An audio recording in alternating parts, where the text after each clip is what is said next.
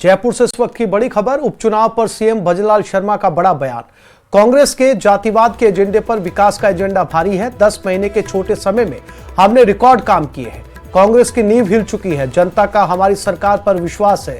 CM ने उपचुनाव पर फीडबैक भी लिया। पार्टी पदाधिकारी और कार्यकर्ताओं से फीडबैक लिया। जिन मुद्दों पर कांग्रेस वर्षों तक राजनीति करती रही, हमारी डबल इंजन सरकार उनसे संबंधित समझौते कर तेजी से उन्हें धरातल पर उतारने का काम कर रही है। भजनलाल शर्मा उपचुनाव को लेकर मुख्यमंत्री भजनलाल शर्मा ने पार्टी पदाधिकारी और कार्यकर्ताओं से ये फीडबैक लिया है। भजनलाल ने कहा, कांग्रेस राज में घोटालोबाजों और माफियाओं ने लूट मचा रखी थी।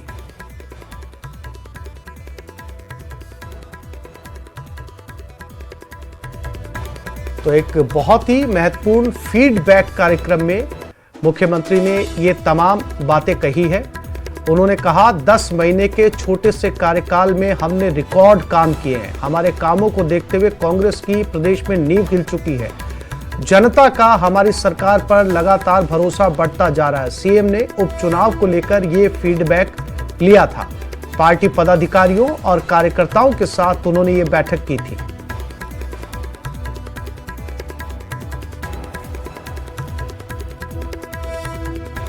पाकिस्तान से तारबंदी क्रॉस करके आए प्रेमी को मंगलवार को बाड़मेर पुलिस ने एसटीएम की कोर्ट में पेश किया, जहां कोर्ट ने उसे जेल भेज दिया है। इधर पुलिस ने बीएसएफ को पाक नागरिक युवक की वतन वापसी के लिए चिट्ठी लिखी है। गौरतलब है कि 25 अगस्त को पाकिस्तानी नागरिक जक्सी कोली अपनी प्रेमिका से मिलने आ गया था। लड़की के परिजनों ने देख लिया तो वो भागकर भारत में आ गया। जक्सी का कहना है कि पहले लड़की के दुपट्टे से फांसी लगानी चाहिए, लेकिन जब वो टूट गया तो भागकर भारत में घुस गया। सुरक्षा एजेंसियों की ओर से पूछताछ की गई, उसमें कोई राष्ट्र विरोधी गतिविधि होना नहीं पाया गया। जक्सी को वापस पाकिस्तान भेजने के लिए पुलिस ने बीएसएफ और गृह विभाग को पत्र लिखा है। वहीं एसडीएम बद्रीनारायण बिश्नोई ने बताया कि जब वापस पुशबैक के आदेश आएंगे तब उसे भेज दिया जाएगा। एसपी नरेंद्र सिंह मीणा का कहना है कि इसका भारत में आने के पीछे कोई दूसरा मकसद नहीं था। पहले ये मैं लड़की के पास रात को मिलने गया था। उसके बाद घर वालों को रात का पता चल गया और वो पड़े मेरे पीछे और मैं लड़की की चुन्नी लेकर भागा। वो फांसी खाने की कोशिश की, फिर भी वो घर वाले पीछे थे, तो इसलिए वो और चुन्नी टूट गई और मैं बॉर्डर की साइड और भागा। जाति कोली जो तकरीबन 24 और 25 अगस्त को इसका नवातला से पाकिस्तान से भारत में अवैध तरीके से आने का मामला प्रकाश में आया है और उसकी जांच रिपोर्ट भी है। पुलिस ने इसकी जांच की है। पाकिस्तान नागरिक जो जक्सी कोली है वो दिनांक 25/8/2024 को अपना जो अंतर्राष्ट्रीय बॉर्डर सीमा क्रोसा घोषुर पकड़ा। इसमें बीएसएफ द्वारा फिर पुलिस के द्वारा जो विभिन्न एजेंसियां थी उसमें सहित पूछताछ की गई। पाकिस्तान से आए घुसपैठियों से श्रीगंगानगर में जेआईसी के दौरान सुरक्षा एजेंसियों की पूछताछ जारी है। अभी तक जेआईसी में हुई पूछताछ में पाकिस्तानी घुसपैठिए ने अपना नाम अरशद बताया। वहीं पाकिस्तानी घुसपैठिए के कब्जे से कुछ भी बरामद नहीं हुआ। हालांकि जेआईसी के दौरान पाकिस्तानी घुसपैठिया अरशद सुरक्षा एजेंसियों को बहुत ज्यादा जानकारी नहीं दे पा रहा। ऐसे में अब उसकी मेडिकल जांच भी करवाई जाएगी।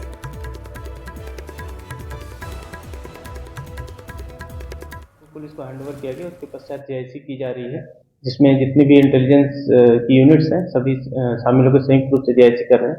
उससे लगातार पूछताछ की जा रही है। फिलहाल जेआईसी के रिकमेंडेशन के आधार पर उसका मेडिकल भी कराया जा रहा है कि उसकी मेंटल स्थिति क्या है। जो भी रिपोर्ट जिस तरीके से जेआईसी में उस अनुसार जो अग्रिम कार्रवाई। प्रारंभिक जानकारी में कुछ पता लगा है? अभी जेआईसी का क्योंकि प्रोसेस जारी है, अभी तक कोई ऐसी चीज नहीं पता चली जिसपे कि तुरंत एक्ट करने की जरूरत है। जेआईसी में अगर कोई चीज आएगी, कोई चीज सामने आएगी तो साथ कार्रवाई की जाएगी। अजमेर ख्वाजा गरीब नवाज चिश्ती की दरगाह को संकट मोचन शिव मंदिर होने का दावा करने के मामले में सुनवाई को लेकर स्थिति स्पष्ट हुई है। 6 नवंबर को यह सुनवाई सिविल न्यायालय वेस्ट में होगी, जिसमें वाद चलाने और नहीं चलने को लेकर फैसला लेगा। परिवादी हिंदू सेवा के राष्ट्रीय अध्यक्ष विष्णु गुप्ता ने बताया कि ख्वाजा गरीब नवाज की दरगाह पहले संकट मोचन शिव मंदिर था। इसका दावा अजमेर न्यायालय में पेश किया गया है, लेकिन तकनीकी खामियों के चलते वो सीनियर डिवीजन सिविल न्यायालय में पेश कर दिया गया। इसके चलते इसे संबंधित न्यायालय में भेजने के लिए मुख्य न्यायाधीश के पास अर्जी लगाई गई है। इस मामले में अब स्थिति स्पष्ट हो गई है और ये सिविल न्यायालय वेस्ट में वाद भेजा जाएगा, जहां इस मामले में आगामी 6 नवंबर की तारीख सामने आई है।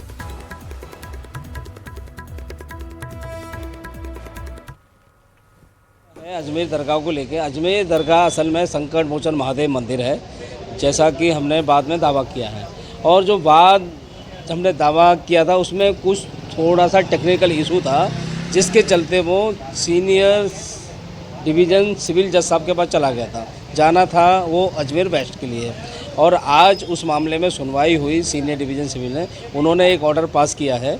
उस ऑर्डर के तहत हमारा जो फाइल है वो आज सिविल जज बेस्ट के पास पहुंच गया है और कल उसमें सुनवाई है।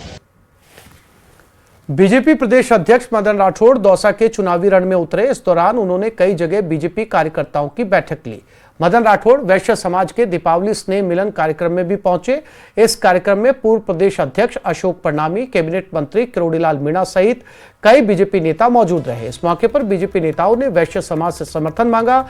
मदन राठौड़ ने कहा कि उपचुनाव की सभी 7 सीटें बीजेपी जीतेगी। साथ ही उन्होंने विपक्ष के हमले का जवाब भी दिया। मदन राठौड़ ने कहा, बहुत सारे काम बीजेपी सरकार ने किए हैं और आगामी दिनों में भी करवाए जाएंगे, लेकिन कांग्रेस हमारी प्रशंसा नहीं कर सकती, क्योंकि कांग्रेस प्रशंसा करने लग गई तो उन्हें कोई नमस्ते कहने वाला नहीं मिलेगा।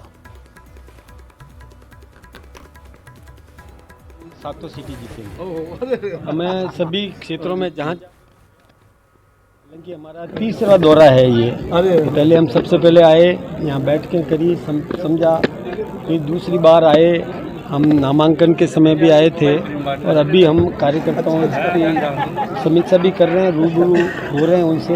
हमने देखा है अपार उत्साह है। आज आपने देखा होगा वैसे समाज के लोग इतनी बड़ी संख्या में रात को यहाँ पर आए, तो ये हमारे प्रति उनका स्नेह है। इसी कारण से हम उनका भी आभारी हैं और हमें विश्वास है कि हम सभी सीटें जीतेंगे। रामगढ़ में प्रतिपक्ष नेता टीकाराम जूली कैंप किए हुए हैं और वो कांग्रेस प्रत्याशी आर्यन जुबैर खान को जीत दिलाने के लिए जी जान से जुटे हुए हैं। उन्होंने कहा कि यहां कांग्रेस की एक तरफा जीत है और रामगढ़ की जनता जुबैर खान को श्रद्धांजलि देना चाहती है। उनके कामों को याद किया जा रहा है। 35 साल से जनता से जुड़ाव है और उनको यहाँ की जनता याद कर रही है। बीजेपी पर निशाना साधते हुए कहा कि बीजेपी ने 11 महीने की सरकार में कोई काम नहीं किया, सभी तरीके की पेंशन योजनाएं बंद कर दी गई। उन्होंने कहा, रामगढ़ की जनता बीजेपी को सबक सिखाने के लिए तैयार बैठी है।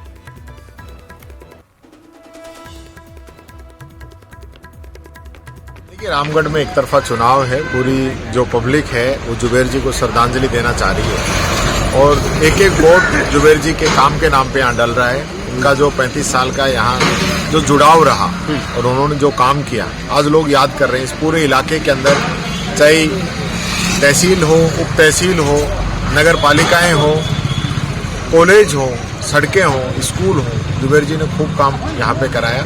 और यहाँ तक कि एक नगर पालिका है मुबारकपुर, उसको वापस ग्राम पंचायत करने का काम इस सरकार ने किया। तो लोगों में भारी नाराजगी लोगों के प्रति है। उपचुनाव का सियासी मैदान जंग के लिए तैयार है। भाजपा सरकार के सामने उपचुनाव की अग्नि परीक्षा है, जिसमें उसके 10 महीने के कामों को तौला जाना है। वहीं लोकसभा चुनाव में चौंका चुकी कांग्रेस को हरियाणा से मिली निराशा में प्रदेश का उपचुनाव एक बड़ी चुनौती लग रहा है। इन सब के बीच सभी पार्टियों ने बागी और भीतरघात का भी इन पार्टियों को डर सता रहा है। सभी 7 सीटों का चुनावी गणित और वहां क्या है बागियों और भीतरघातियों के हालात, देखिए इस रिपोर्ट में।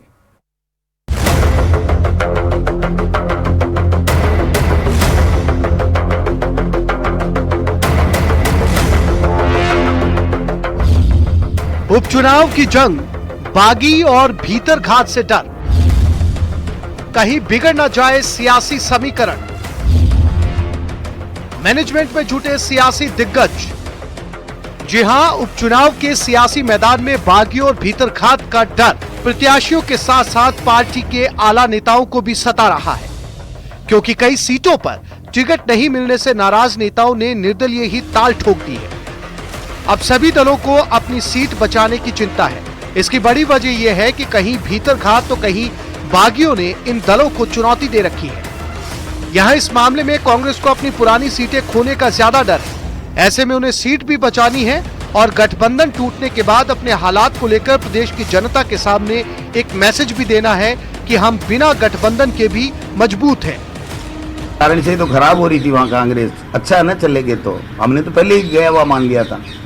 जो लोग काम नहीं कर रहे थे, जिनकी जनता में पकड़ नहीं है, उन लोगों को हमने तवज्जो नहीं दी, तो वो कहीं भी जाएं हमें क्या फर्क पड़ने वाला, आप बताइए। जो गया है उसका नाम आपको पता हो, और कभी आपने जिंदगी में कांग्रेस की 15 साल 20 साल में उसको कभी कांग्रेस के कार्यक्रम में आप में से किसी मीडिया ने देखा हो, कहीं अखबार में किसी इलेक्ट्रॉनिक मीडिया में नाम आया हो तो बता दो। वो घर बैठे बैठे ही दुकान चला रहे थे, उनकी दुकानें बंद कर दी हमने, तो वो चले गए, जाने दो, कोई दिक्कत नहीं, बहुत कार्यकर्ता है हमारे। वहीं भाजपा को मैसेज देना है कि प्रदेश की सत्ता से इन 10 महीने के शासन में जनता खुश है और उनके काम जनता को पसंद आ रहे हैं। हमारी तैयारी कोई अचानक नहीं हुई है। हमारी तैयारी है, हमारा बूथ मैनेजमेंट, हमारा पन्ना प्रमुख की नियुक्ति, हमारे मंडल और स्तर पर हमारा संगठन सुदृढ़ है, सब दृष्टि से हम मजबूत हैं। तो हम उस आधार पर, और फिर राजस्थान और केंद्र सरकार के जो बजट है, उनकी जो घोषणाएं जो हमने विकास की है, वो आधार हमारा रहेगा। जनता के बीच में जाकर के हमने ये सब जनता को बताया है और जनता समझती है, सब देखती है। कांग्रेस ने जो पहले जो भ्रम पैदा किए थे, वो भ्रम का निवारण भी हो गया है, इसलिए जनता अब हमारे साथ है। अब आपको बताते हैं किन सीटों पर किसे और क्यों डर सता रहा है। सबसे पहले बात करेंगे झुंझुनू सीट की।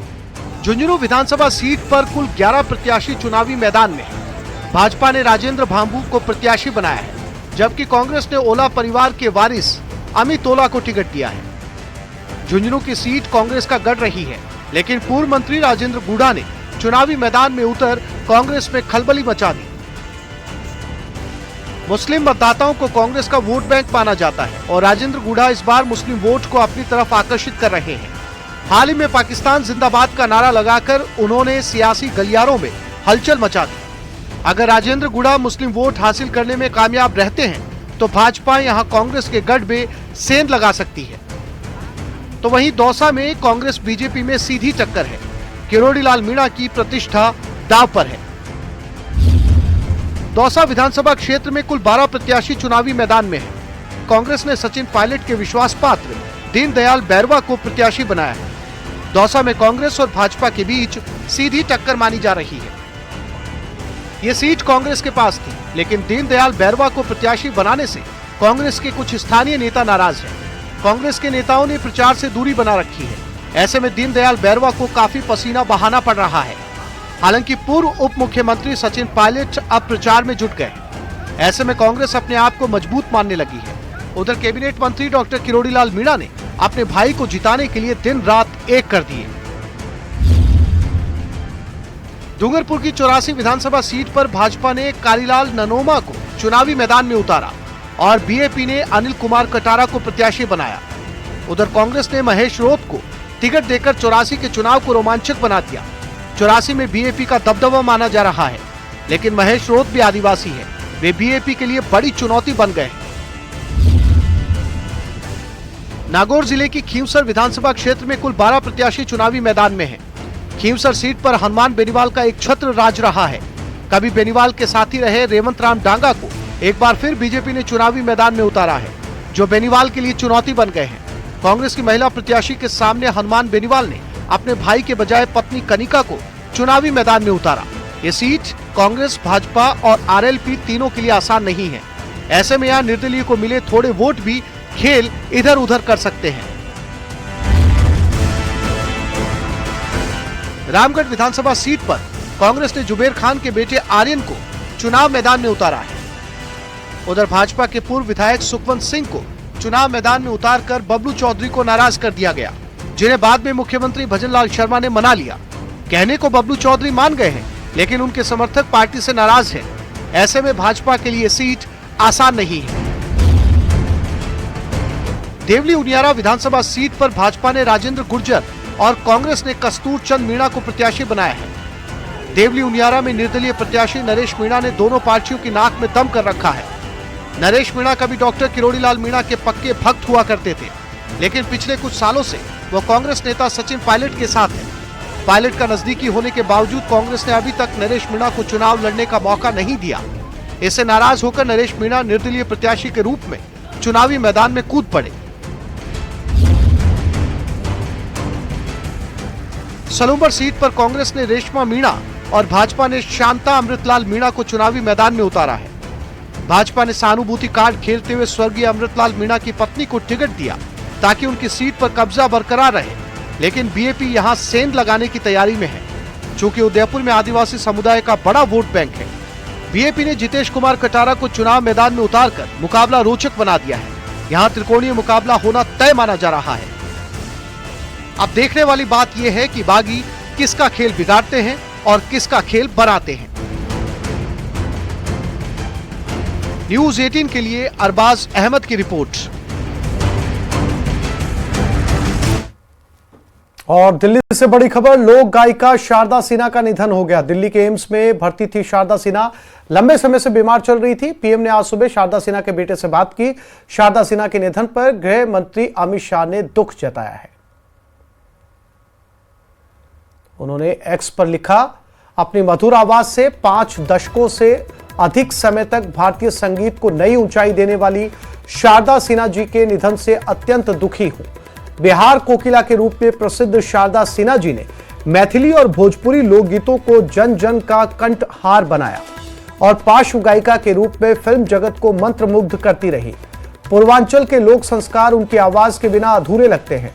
इस छठ महापर्व पर उनका स्वर भक्तों को निश्चय ही और भी भावुक करेगा। दुख की इस घड़ी में मेरी संवेदनाएं उनके परिजनों के साथ है। छठी मैया दिवंगत आत्मा को श्री चरणों में स्थान दे। ओम शांति ओम। शारदा सिन्हा बिहार की लोकप्रिय गायिका थी। 1 अक्टूबर 1952 को उनका जन्म हुआ था। मैथिली भोजपुरी के अलावा हिंदी में उन्होंने गीत गाए हैं। सुपौल जिले में शारदा सिन्हा का जन्म हुआ। बेगूसराय के सेहमा गांव में ससुराल गायिका के साथ प्रोफेसर भी रही शारदा सिन्हा। शारदा सिन्हा ने बीएड की पढ़ाई की, म्यूजिक में पीएचडी करके समस्तीपुर कॉलेज में प्रोफेसर थी। साल 1991 में पद्मश्री अवार्ड से नवाजा गया। 2000 में संगीत नाटक अकादमी पुरस्कार मिला। 2006 में राष्ट्रीय अहिल्या देवी अवार्ड दिया गया। 2018 में पद्म भूषण से उन्हें सम्मानित किया गया।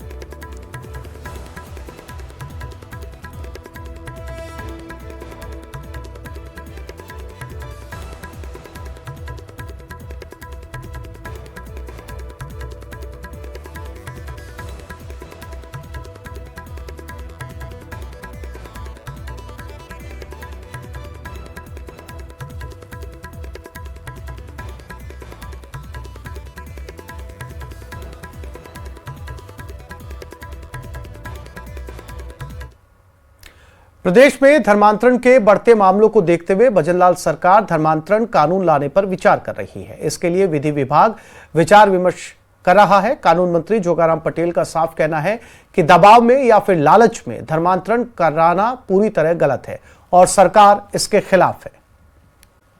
प्रदेश में धर्मांतरण के बढ़ते मामलों को देखते हुए भजनलाल सरकार धर्मांतरण कानून लाने पर विचार कर रही है। इसके लिए विधि विभाग विचार विमर्श कर रहा है। कानून मंत्री जोगाराम पटेल का साफ कहना है कि दबाव में या फिर लालच में धर्मांतरण कराना पूरी तरह गलत है और सरकार इसके खिलाफ है।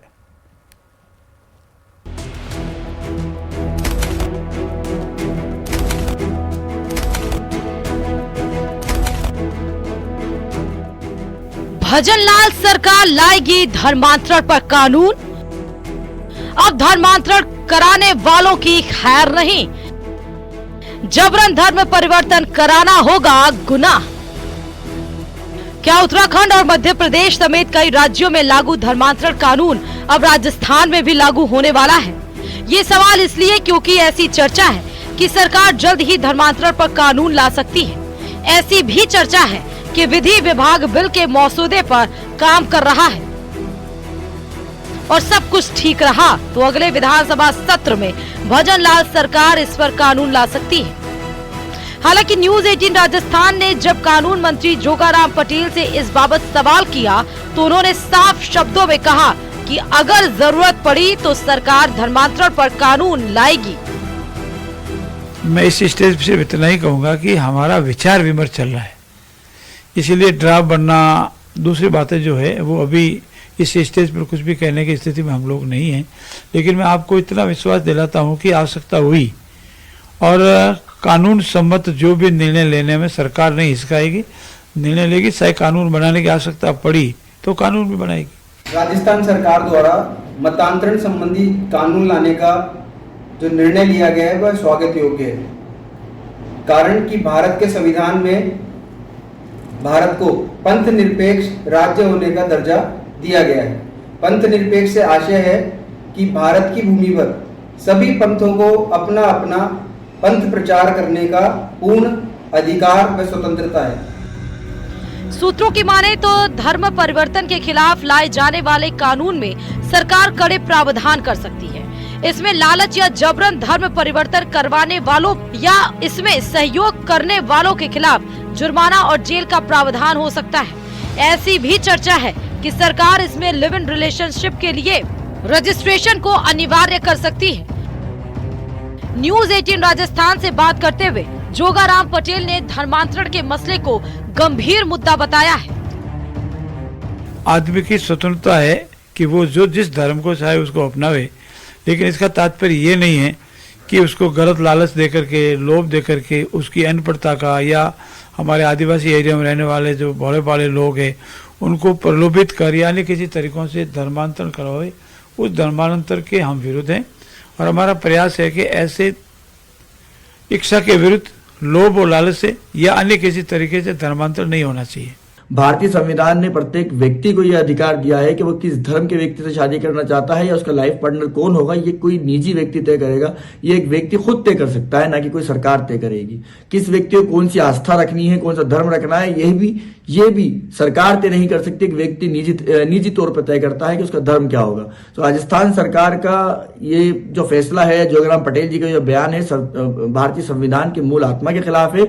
AIMIM राजस्थान इसका विरोध करती है और अगर इस कानून को लाया गया तो सड़कों से लेकर न्यायालय तक AIMIM राजस्थान इसका विरोध करेगी और उसके खिलाफ लड़ाई लड़ेगी।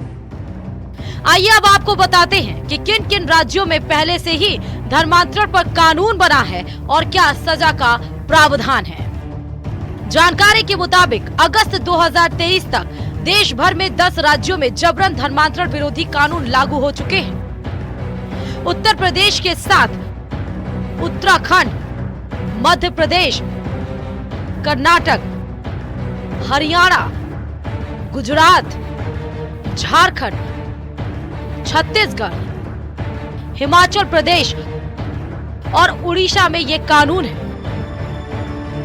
सबसे पहले उड़ीसा में धर्मांतरण का कानून बनाया गया था।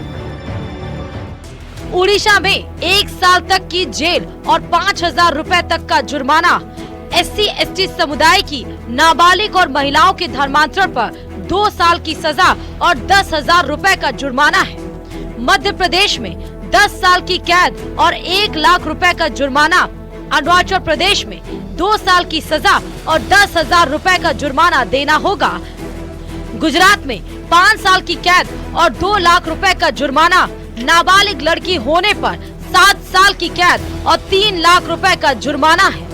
उत्तराखंड में 10 साल की जेल और 50,000 रुपए का जुर्माना, पीड़ित को भी मुआवजा देने का प्रावधान। जबरन सामूहिक धर्मांतरण पर 3 से 10 साल की जेल और 50,000 का जुर्माना। SC/ST समुदाय की नाबालिगों और महिलाओं के धर्मांतरण पर 3 से 10 साल की सजा। इससे पहले प्रदेश में वसुंधरा राजे की सरकार के दौरान साल 2006 और 2008 में धर्म स्वतंत्र बिल 2 बार पास हुआ था, लेकिन तकनीकी कारणों के चलते ये बिल कानून की शक्ल नहीं ले पाया। ऐसे में एक बार फिर सुगबुगाहट है कि सरकार धर्मांतरण पर कानून लाने की तैयारी में है। अब ये देखने वाली बात है कि सरकार कब तक धर्मांतरण कानून पर पूरी तरह अपना रुख साफ करती है। न्यूज 18 राजस्थान के लिए जयपुर से रोशन शर्मा की रिपोर्ट। 989 करोड़ रुपए के जल जीवन मिशन घोटाले में पूर्व जलदाय मंत्री महेश जोशी की मुश्किलें बढ़ गई हैं। जल जीवन मिशन में कथित घोटाले को लेकर एसीबी ने उनके खिलाफ मामला दर्ज किया है। इस मामले में 22 अन्य आरोपियों के खिलाफ भी नामजद एफआईआर की गई है। आपको बता दें कि इस मामले में ईडी भी जांच कर रही है।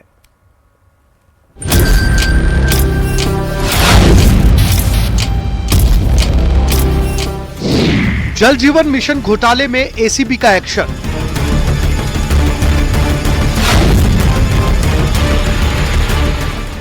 महेश जोशी समेत 22 के खिलाफ केस दर्ज।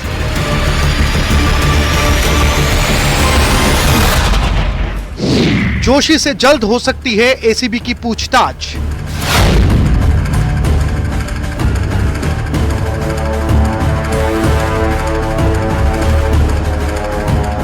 जल जीवन मिशन घोटाले में गहलोत सरकार में पीएचईडी मंत्री रहे महेश जोशी के खिलाफ एसीबी ने केस दर्ज कर लिया है और ऐसी खबर है कि जल्दी एसीबी उन्हें पूछताछ के लिए बुला सकती है।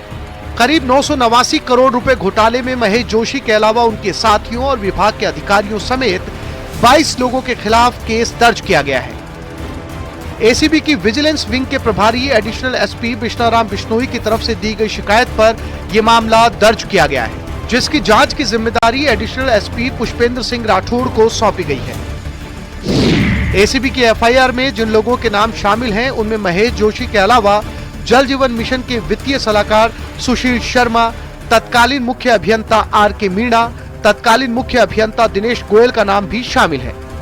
इसके अलावा शाहपुरा की गणपति ट्यूबवेल कंपनी के संचालक महेश मित्तल, श्याम ट्यूबवेल कंपनी शाहपुरा के संचालक पदमचंद जैन, मध्य प्रदेश की इरकॉन इंटरनेशनल कंपनी के ऑफिस सहायक मुकेश पाठक, संजय बड़ाया का नाम भी शामिल है। शिकायतें प्राप्त हुई थी कि जल जीवन मिशन में काफ़ी वृहद स्तर पे घोटाले हुए हैं और इस बारे में कई शिकायतें पे हम लोगों ने प्रारंभिक जो जांच होती है उसको वेरीफाई किए फैक्ट्स। उसके बाद हमने 17A prevention of corruption act में सरकार के पास परमिशन के लिए भेजा। तो परमिशन 22 लोगों की आई, उस पर हमने प्रकरण दर्ज किया। सर महेश जोशी जी का भी नाम है, पूर्व मंत्री रहे जी, उसमें 22 अभियुक्तों में उनका नाम है। छापेमारी के दौरान जब्त फाइलें और गिरफ्तार आरोपियों से पूछताछ में ये सामने आया है कि जल जीवन मिशन के तहत जो काम हुए उनमें भ्रष्टाचार हुआ है। ये बात भी सामने आई कि शाहपुरा की श्री गणपति ट्यूबवेल कंपनी के प्रोपराइटर महेश मित्तल और श्री श्याम ट्यूबवेल कंपनी के proprietor Padamchand Jain IRCON international limited company के फर्जी प्रमाण पत्र तैयार कर अलग अलग जगहों पर टेंडर हासिल कर रहे थे। जैसे हमारी तफ्तीश होगी वैसे जब हमें पता चलेंगे कि और कुछ और नाम भी है इसमें, तो उनको भी हम लोग 17A के लिए सरकार को भेजेंगे और जिनके नाम पहले भेजे हुए हैं उनके बारे में उनको स्मरण पत्र भेजेंगे कि अब इनका नाम तफ्तीश में आ रहा है, तो उनकी 17A की परमिशन दी जाए। जांच के बाद एसीबी ने भ्रष्टाचार की बात मानी है। साथ ही इस बात की तस्दीक भी की गई है कि पीएचईडी अफसरों की मिली भगत से ट्यूबवेल फर्म के संचालकों ने टेंडर भरे और निविदा में हिस्सा लिया। आरोप है कि जानकारी होने के बाद भी पीएचईडी के अफसरों ने इन फर्मों पर कोई कार्रवाई नहीं की, बल्कि करोड़ों रुपए के बिलों का भुगतान कर अवैध लाभ पहुंचाया। बहरहाल अब महेश जोशी का नाम एफआईआर में शामिल हो चुका है और जैसे जैसे तफ्तीश आगे बढ़ेगी और कई चेहरे भी सामने आ सकते हैं। जयपुर से न्यूज़ 18 राजस्थान के लिए विष्णु शर्मा की रिपोर्ट।